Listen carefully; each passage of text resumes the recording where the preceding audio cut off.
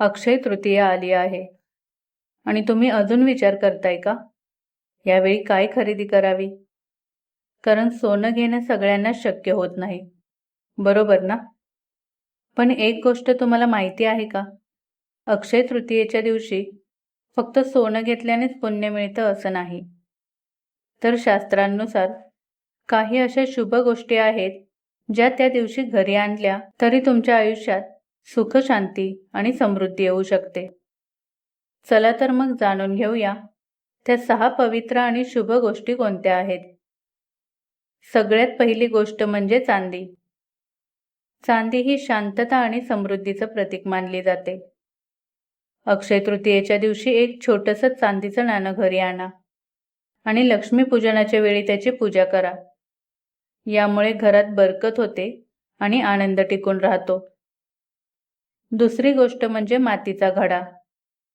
या दिवशी पाण्याने भरलेला घडा दान करणं खूप पुण्यदायी मानलं जातं. याला जलदान असं म्हणतात. हा छोटासा उपाय तुमच्या आयुष्यात शांती आणि समाधान आणतो.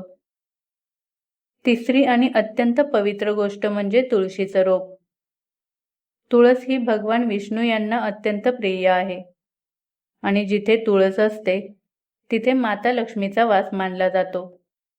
या दिवशी तुळशीचं रोप घरी आणल्याने घरात सकारात्मक ऊर्जा वाढते. चौथी गोष्ट म्हणजे पिवळ्या रंगाच्या वस्तू. पिवळा रंग हा शुभता आणि प्रगतीचं प्रतीक आहे. या दिवशी पिवळं वस्त्र किंवा फुलं घरी आणून देवाला अर्पण केल्यास जीवनात चांगले बदल घडतात.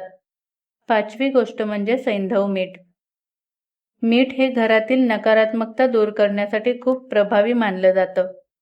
या दिवशी सैंधव मीठ घरी आणल्याने घरातील वातावरण शांत आणि सकारात्मक होतं. आणि सहावी गोष्ट म्हणजे कापूस किंवा कापसाच्या वाती. या दिवशी नवीन वाती वापरून देवासमोर दिवा लावा.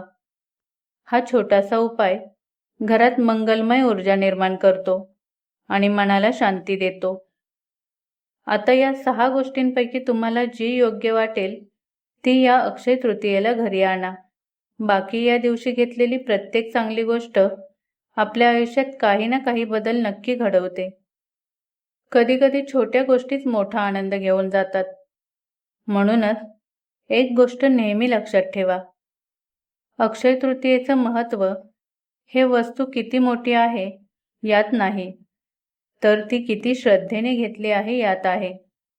या दिवशी तुम्ही कोणतीही एक शुभ गोष्ट घरी आणा आणि मनापासून पूजा करा. भगवान विष्णू आणि माता लक्ष्मी यांची कृपा तुमच्या घरावर कायम राहील. तर या अक्षय तृतीयेला तुम्ही काय खरेदी करणार आहात ते मला कमेंटमध्ये नक्की सांगा. व्हिडिओ आवडला असेल तर लाईक करा, जास्तीत जास्त लोकांपर्यंत शेअर करा आणि अशाच धार्मिक माहितीसाठी आपल्या अविरत प्रवाह या चॅनेलला सबस्क्राईब करायला विसरू नका. तर पुन्हा भेटूया पुढील व्हिडिओमध्ये. धन्यवाद.